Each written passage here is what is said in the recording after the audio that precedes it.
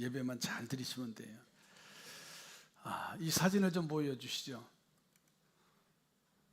오늘 본문에 나오는, 제가 AI에다가 물었어요. 오늘 설교 본문이 여호수아에 있는 말씀인데 요단강을 좀 한번 그려달라 그랬더니 이렇게 그려줬어요. 마치 장마철, 우기철에 비가 많이 내려서 강물이 막 내려오는 범람할 정도로 이러한 상황이고요. 두 번째 사진을 보면 법궤를 메고서는 요단강을 건너가는 한 장면의 모습을 볼 수가 있습니다. 이스라엘 백성들은 40년 광야 생활을 마치고서 약속의 땅 가나안 땅에 가기 위한 과정인데, 그들 앞에는 요단강이 마치 이렇게 가로막혀 있습니다. 그것도 오늘 본문에 보니까 수확기라, 추수할 계절, 강물이 그런데 넘치는 시기다라고 그랬어요. 눈앞에 약속은 있지만은 현실은 장애물이었지요. 아마 우리의 신앙생활도 이와 비슷합니다. 하나님께서 약속하신 은혜와 축복이 있지만 현실에는 요단강의 문제가 닥쳐와요. 건강의 문제가 오기도 하고, 가정의 문제가 오기도 하고, 경제의 문제가 오기도 하고, 미래에 대한 두려움이 다가오기도 하는 게 바로 오늘 우리의 현실이에요. 그 요단강만 건너가면 지금까지 고생고생 40년의 세월을 거쳐오면서 하나님의 약속한 그 땅, 가나안 땅을 들어가는 일은 요단강 동편에서 서편으로 건너가면 그것이 약속한 땅인데, 바로 이런 어려움이 우리 앞에 닥쳐 있다는 거예요. 벌써 6개월이 이제 지나갑니다. 이번 주가 지나가면 2026년도도 벌써 반년이 지나가요.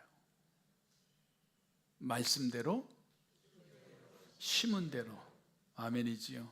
말씀대로, 기도대로, 심은 대로 우리가 목표를 정하고 가지만 뜻하지 않는 장애물들이 내 안에, 내 인생의 삶 속에 여지없이 다가오고 있어요. 마치 요단강을 앞에 둔 이스라엘 백성들과 같다고 하는 말이에요. 저는 그래서 오늘 아침 도대체 이스라엘이 어떠한 방법으로 요단강을 건너가서 가나안의 축복을 누렸을까? 누가, 어떤 사람이 그 가나안 땅의 주인공이 되어졌을까? 이 말씀을 통해서 은혜가 되시기 바랍니다. 가나안의 축복을 누리는 성도를 보니까 첫째는 하나님이 함께 하시는 사람이에요. 하나님은 여호수아를 부르시고서 그에게서 함께 하겠다는 약속을 오늘 본문 7절에 한번 보세요. 이렇게 약속하셔요. 여호와께서 여호수아에게 이르시되 내가 오늘부터 시작하여 너를 온 이스라엘의 목전에서 크게 하여 내가 모세와 함께 있었던 것 같이 너와 함께 있는 것을 그들이 알게 하리라. 너와 함께 있는 것을 그들이 알게 하리라. 자, 이 약속을 받은 여호수아는요, 얼마나 용기가 생기는지 그 앞에 있는 요단강이 문제가 되질 않았어요. 그의 현실은 이스라엘 백성들을 이끌고 가나안 땅을 가는 현실 속에 한복한 강이, 건널 수 없는 강이 있다 할지라도 용기를 얻었습니다. 그래서 이스라엘 백성들을 향해서 여호수아가 담대히 명령하는 거예요. 그리고 그들을 이끌고 나갈 때 요단강이 갈라지고 가나안을 소유하는 축복을 누렸다는 거예요. 문제는 하나님이 함께 하셔야 하는데 어떤 사람에게 하나님이 함께 하시는가? 하나님의 백성이어야 함께 하셔요. 그리고 그 백성이요, 선한 목적을 가지고 결단할 때 하나님이 함께 하시는 거예요. 아무나 함께 하시는 게 아니에요. 이스라엘은요, 하나님의 백성이에요. 그리고 그들이 가나안에 들어가는 것은 바로 하나님께서 바라시는 하나님의 뜻이 그 속에 담겨져 있어요. 자, 그러니까 하나님은 그들과 함께 하셨을 뿐만 아니라 곡식을 거두는 시기가 되어서 범람하는 요단강을 육지같이 건너갈 수 있는 주인공들이 됐어요.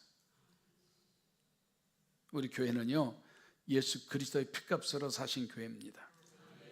그래서 우리는 하나님의 백성들입니다. 사람 하나만 함께 동행을 해도요, 힘이 생기는데 하나님이 함께 하시겠대요. 임마누엘 하나님, 여러분과 함께 하신다는 거예요.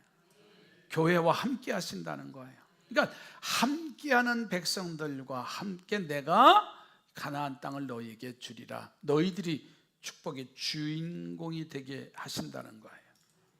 그러니까 하나님이 함께 하시면은요, 불가능한 일이 없어요. 왜 이렇게 아멘이 찍어요? 하나님이 함께 하시면 불가능한 일이 없어요. 옆에 보고 하나님이 함께 하시기를 바랍니다. 그러면 불가능이 없다. 아멘이지요. 거기에 놀라운 기적과 역사가 나타나게 돼 있었어요. 그러니까 분명히 우리 교회 역사에도 하나님이 지금까지 역사를 하셨어요. 이후에도 하나님이 함께 하실 줄로 믿습니다. 이 믿음을 가지고 내가 거룩한 일에 동참하고 수고하고 헌신하는 요단강을 건너서 가나안 땅에 들어가는 이스라엘 백성들이 되어지시기 바랍니다. 저는 이 이야기라면 종종 얘기를 했어요. 꽤 오래된 얘기입니다. 누구를 비난하려고 하는 게 아니라 오해하지 마세요. 30년 전에 저 강화도 장화리에 가나안 주유소라고 하는 지금도 있습니다. 처음에 그 땅을 구입을 해서, 이 구릉지예요. 비탈길인데 그 땅을 사서 거기다가 축대를 쌓고 주유소를 세웠습니다. 그리고 그 주유소 이름을 가나안 주유소라고 했습니다. 마치 당시 강화도가 막 개발되기, 펜션 그런 게 들어서기 전인가 90년대니까는 막 이제 부동산에 또는 펜션에 개발되기 전에 있던 일이에요. 이런 데다가 땅을 사서 주유소를 짓지? 그리고 기공 예배를 드리고 나중에 중공 예배까지 다 드렸어요. 그런데 그 일을 관리하는, 지금 장로님이 되셨는데 그 주유소를 관리자로 갔어요.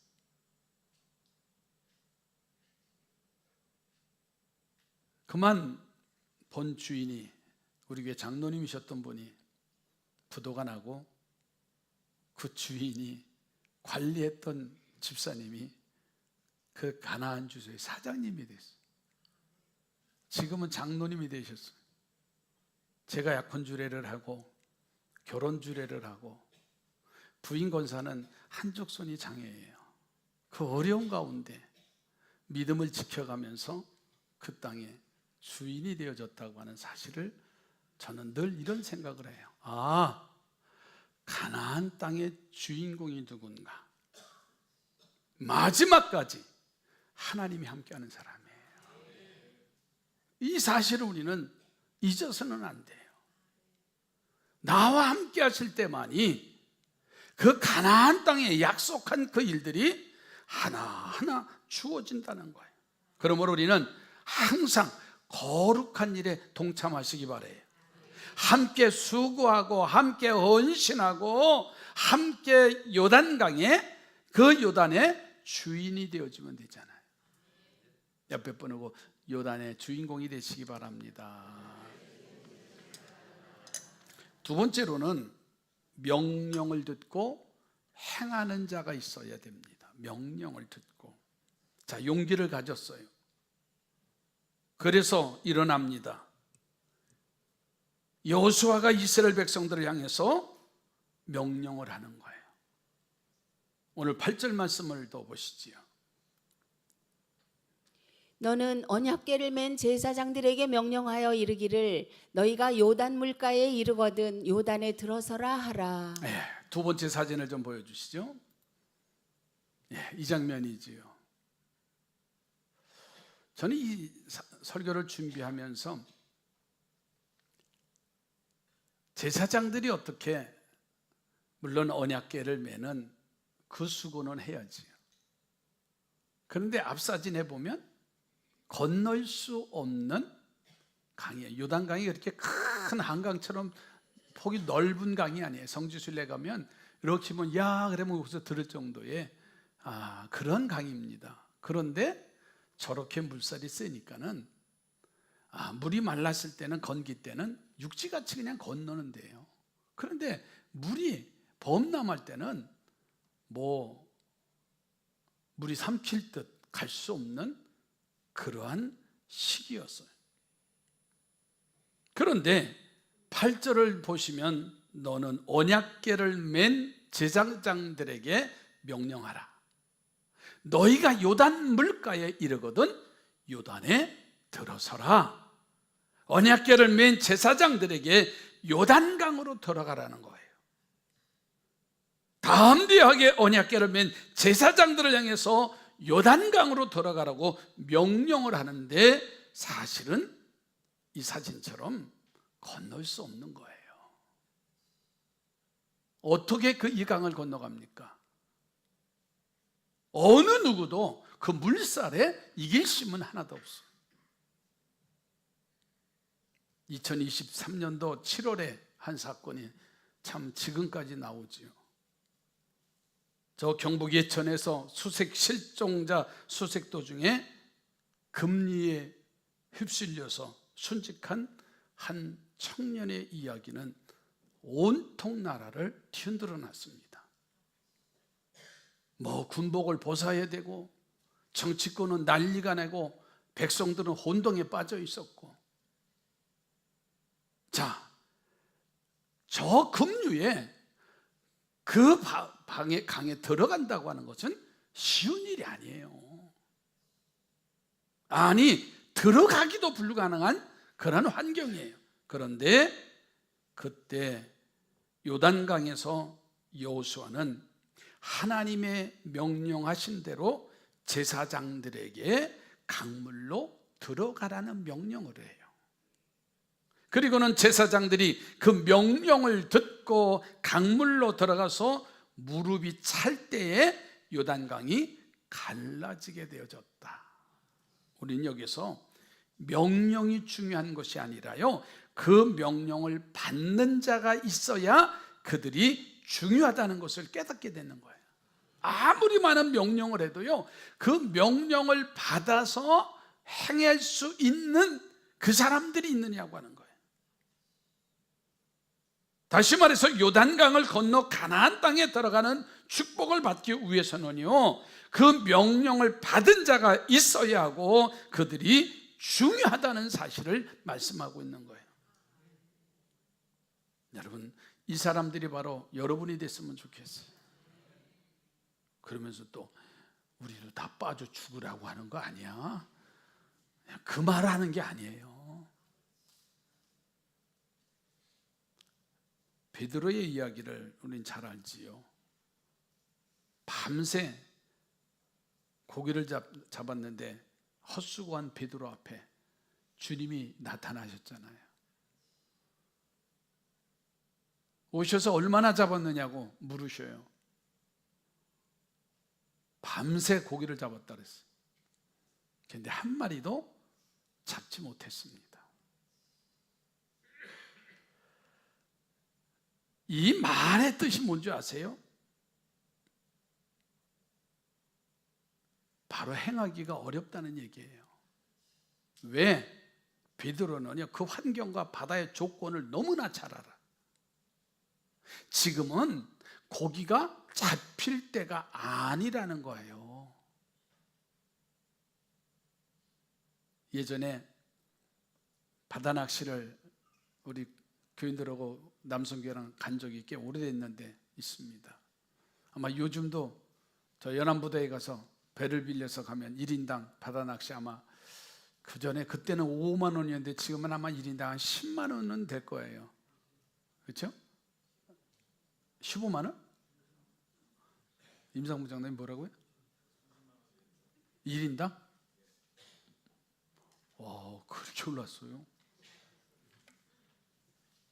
그래서 그때 당시도 비싼 돈을 주고서는 10명, 20명 한 2-3시간 배를 타고 나가서 낚시를 해요. 그러면 많이 잡혀야지요. 한 마리도 못 잡는 사람들이 있어요. 그때 선장이 하는 말이 지금 물때가 안 맞습니다. 아니, 물때가 안 맞으면 가지 말아야지. 그런데 그 선장은 무엇을 위해서? 이익을 위해서. 그렇잖아요. 그리고 고기를 못 잡으면 어떻게 해요? 사온 거 갖다가 매운탕 끓여주고 횟도 주고 그래요.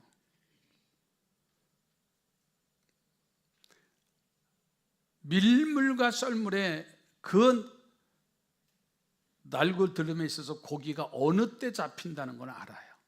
마치 베드로가 그 바닷가에, 갈릴리 바닷가에 살았기 때문에 너무나 잘 알아서 한 얘기입니다. 그런데 베드로의 고백이 거기서 끝나지 않지요. 예수님의 말씀이 끝나자마자 한 말씀이 뭐냐면 고백이 내가 말씀에 의지하여서 그물을 내리리이다. 이게 중요하다는 말이에요. 내 경험, 내가 된 학습, 내가 지금까지 신앙생활에 온 것, 그것이 중요한 것이 아니라 오늘 나에게 주신 이 말씀이 내 안에 들어와서 역사하고 있느냐고 하는 거예요. 여러분, 사르밧 아부 얘기도 잘 알잖아요. 마침 엘리야가 들에서 이제 나무를 줍고 있는 여인에게 빵을 하나 구워오라는 거예요. 그런데 이 여인의 상황은 그날 저녁에 아들 하나가 있는데 그 땔감을 주워다가 마지막 남은 밀가루를 가지고 빵을 해 먹고서 내일 아침서부터는 먹을 끼니가 없는 그런 여인이에요. 그런데 어떻게 이 여인에게 가서 빵을 하나 좀 해달라는 거예요. 참 기가 막힌 일. 아니, 부잣집 가서 좀 있는 사람한테 가서 좀 빵 좀 달라고 구워오라고 하면은 괜찮을 텐데 하필이면 아무것도 없는 굶어야 되는 어려운 그 상황 속에서 빵을 하나 달라는 거예요.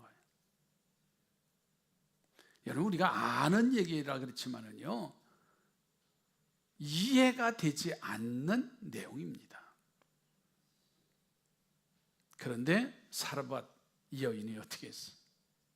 정성을 다해서. 아마 나는 그랬을 것 같아. 오늘 굶으나 내일 굶으나 한 끼 먼저 굶는 게 밑자의 번전이지.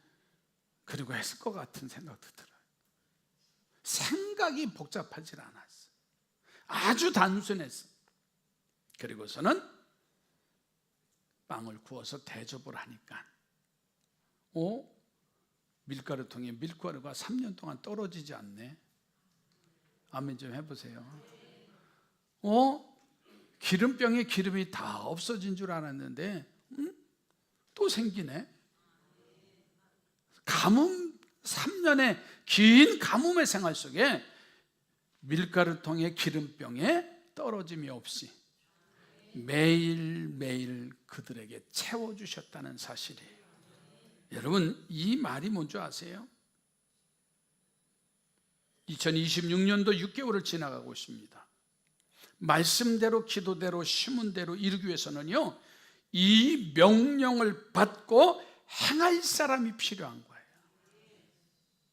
지난 1월 19일서부터 22주간 어제까지 신구약 성경 통독을 통해서 단체로 해서 한 56명이 그 말씀을 매일 아침 받아들여요. 때로는 하다가 중단될 수도 있고 늦게 시작될 수도 있고 때로는 접어놓은 사람도 있고 마지막까지 완독한 사람도 있을 겁니다. 그러나 그 말씀이 오늘 내게 중요하다는 거예요. 바로 하나님의 교회가 건강한 교회로, 하나님이 기뻐하시는 교회로 온전하게 이루어지는 것은요, 명령을 받고 행하는 성도가 있어야 된다 그 말이에요. 두 걸음만 들어가면 온몸이 잠길 요단강가에서 그 요단으로 들어가는 여호수아의 명령에 묵묵히 따라서 행한 언약궤를 맨 제사장들의 모습을 한번 상상해 보세요. 그리고 그렇게 행해서 넘치는 요단강을 두 조각으로 갈라낸 모습도 한번 우리가 상상해 보세요. 그렇게 명령을 받고 행해서 그것의 아름다운 성전을 통해서 그곳에서 예배하는 자들로 하여금 기적을 만들어가는 우리 삼산의 성도들이 되기를 주님의 이름으로 부탁을 드립니다. 정말 가나안 땅의 주인공이 누굴까? 그 축복을 누가 누리느냐? 명령을 듣고 행하는 자여야 돼. 세 번째로는 말씀을 듣는 자가 필요해요. 여호수아에게 제사장을 향해서 명령하라고 하시고는요, 계속해서 하신 말씀이 뭐냐면 백성들에게 하나님의 말씀을 들으라고 명령을 하고 하나님의 말씀을 주시는 거예요. 그래서 여호수아는 그 하나님의 말씀을 백성들에게 전하는 겁니다. 그리고 온 이스라엘 백성들은요, 그 말씀을 듣고 믿음이 생겨요. 그 말씀이 오늘 10절 말씀. 다 함께 있습니다. 10절의 말씀 시작. 또 말하되 살아계신 하나님이 너희 가운데 계시사 가나안 족속과 헷 족속과 히위 족속과 브리스 족속과 기르가스 족속과 아모리 족속과 여부스 족속을 너희 앞에서 반드시 쫓아내실 줄을 이것으로써 너희가 알리라. 너희 앞에서 반드시 쫓아내실 줄을 이것으로써 너희가 알리라. 이 말씀은 가나안의 강한 7 족속을 하나님이 함께 하시기 때문에 이스라엘이 쫓아내게 될 것이라는 말씀이에요. 여기에서도 우리는요, 말씀을 전하는 여호수아도 중요하지만은 그 말씀을 받아들이는 이스라엘 백성들의 태도가 더 중요하다는 거예요. 그냥 말씀을 귀로 듣는 자세를 가지라는 말이 아니라 내가 그 말씀을 듣고 그 말씀을 삶에 적용하는 자세를 가지라고 하는 거예요. 오늘날 말씀이 주옥 같은 말씀이 얼마나 많아요. 이제는요 쉬워요. 제가 이 그림도요 어제 AI 보러 이 성경 본문인데 이렇게 좀 한번 그림 좀 찾아줘. 뭐 인터넷 뒤질 필요도 없어요. 앉아 있으면 편해요. 그런데 생명이 있느냐고 하는 거예요. 말씀이라는 단어를 우리가 성경 언어적으로 표현하면 3가지가 있어요. 그 중에 하나가 로고스입니다. 로고스. 이 로고스라고 하는 말은 기록된 말씀, 여러분이 들고 다니는 성경 말씀이 로고스예요. 두 번째 단어는 캐리그마입니다. 선포된 말씀, 주의 종도를 통해서 하나님의 말씀이 재해석을 해서 들려지는 말씀, 이게 설교, 그게 캐리그마라는 거예요. 세 번째로는요 레마라고 해요. 레마. 이 말씀이 뭐냐면 적용하는 말씀, 적용하는 말씀. 성도들이 기록된 말씀, 즉 성경을 읽거나 주의 종도를 통해서 선포되는 설교 말씀을 듣고 끝나는 것이 아니라 그 말씀을 삶에 적용하고 그 말씀대로 살아가는 자세, 이게 레마예요. 그러니까 우리는 성경을 읽긴 읽어요. 설교는 듣긴 들어요. 그런데 그 말씀이 내게 레마로 남아 있어야 되는데, 예배는 드리는데 예배당 밖에 나가면, 그렇죠? 또 그래요. 목사님 빨리 잊어먹어야 다음에 또 기억하지요. 맨날 잊어먹으니까는 남지가 않는 거예요. 그래서 설교 예배를 시작하면서, 예배 기원을 하면서 디모데 후서 2장 15절의 말씀을 늘 선언을 해요. 너는 진리의 말씀을 옳게 분별하고 부끄러울 것이 없는 일꾼으로 인정된 자로 하나님 앞에 드리기를 심시라는 말씀. 또 새벽에 하면 새벽 기도하면서 마지막 기도할 때 저는 이 말씀을 세 가지로 얘기합니다. 하나님, 진리의 말씀을 옳게 분별하게 하시고 하나님께 인정받는 자가 되게 하시고 하나님 앞에 드리기를 힘쓰는 자가 되게 해달라고. 이 세 가지만 있어도요, 내 삶 속에 하나하나 적용을 하면 돼요. 오늘 말씀을 통해서 오늘 내게 주신 말씀이구나 하고서 그 말씀 하나 붙잡고 1년 가지 마시고 한 줄에도 갔으면 좋겠어요. 한 줄에도. 근데 문 밖에 나가면 우리는 그냥 까마득한 거예요. 그리고요, 예화만 남아요. 웃기는 얘기만 남아요. 아니에요. 말씀이 나를 지배해야 됩니다. 재밌는 얘기 하나 하고 마칠게요. 어느 은행에 다니는 과장을 둔 남편의 이야기입니다. 부인이 집사 신앙생활 하는데 꽤 오래된 얘기예요. 남편은 얼마나 성질이 급한지 아내한테 화가 날 때는 아마 손찌검도 할 정도로 무서운 남편. 요즘 그런 남자들은 없지요. 요즘 그런 남자들 있다가는 큰일 나지요. 예전 얘기예요. 근데 어느 주일날 목사님의 말씀을 듣는데 이런 말씀을 해요. 남편을 구원하지 못한 것은 남편을 사랑하지 못했기 때문에, 그래서 남편을 사랑하라는 말씀을 이 집사님이 마음에 받아들인 거예요. 자신이 남편을 사랑하는 것은 분명한데, 성질이 못된 남편이 무서워서 자신이 사랑의 표현을 못하고 있다고 이 집사님 깨달은 거예요. 평상시에 옛날 나이 든 사람들 다 그래요. 그래서 어떻게 하면 남편에게 사랑을 표현할까 하다가 고민하다가 고개 좀 들어봐야 다. 생각이 버뜩 떠올르더래요. 퇴근하는 남편에게 오셨냐고 하면서 볼에다가 뽀뽀를 해주고 허그를 해야 되겠다.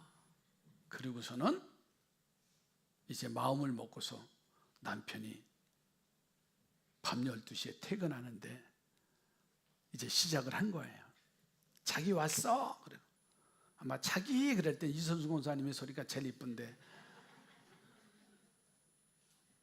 근데 12시에 몸이 이제 다 망가지고 그랬는데 안 하던 짓을 아내가 하니 뭐라 그래요?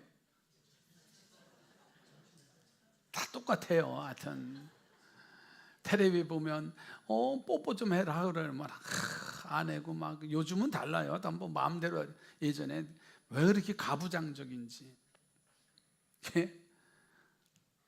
이게 사랑도 받아봤어야죠.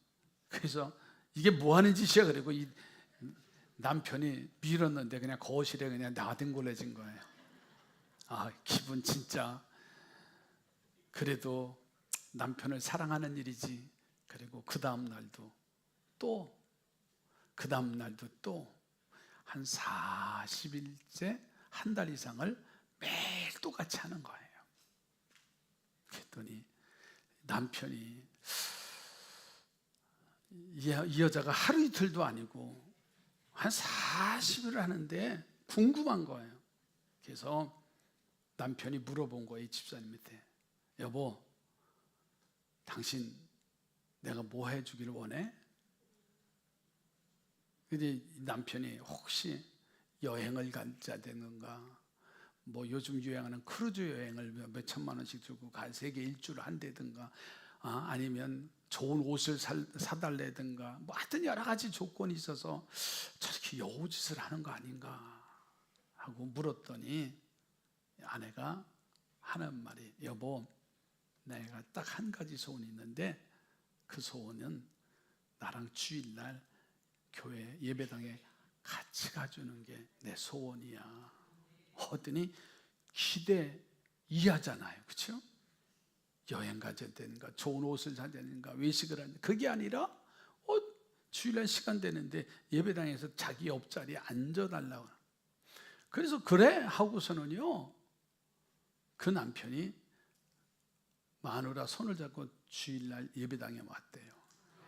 그리고 나서 믿거나 말거나 그분이 장로님이 됐대요. 사랑하면 그 사랑이 실천이잖아요.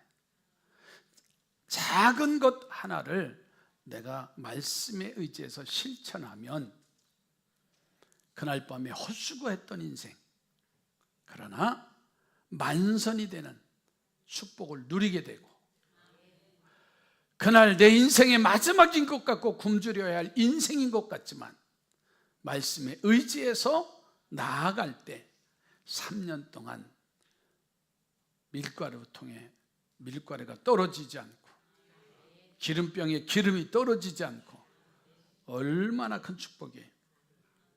옆에 분하고 축복하십시오. 말씀을 듣는 자가 되시기 바랍니다. 이제 들었지요? 그러면 한 가지 더 하세요. 말씀을 행하시기 바랍니다. 때로는 안 해던 짓 하다가 보니까 나뒹굴어져도 그래 자기 사랑해 그러면서 하면은요 안 변화될 사람이 없어요. 기도합니다. 하나님 감사합니다. 우리 삼산의 성도들과 함께 하시니 감사합니다. 주의 명령을 받고 행하는 기적의 성도들 되게 하시고, 말씀을 듣고 끝나는 성도가 아니라 말씀을 듣고 그것을 내 삶에 적용하는 성숙한 삼산의 공동체 되게 하시고, 우리 모두 후반기에 아름다운 교회로, 건강한 교회로, 건강한 가정으로 하나님께 영광을 올려드리게 하는 가나안의 축복을 누리는 성도 되게 하옵소서. 예수님의 이름으로 기도드립니다.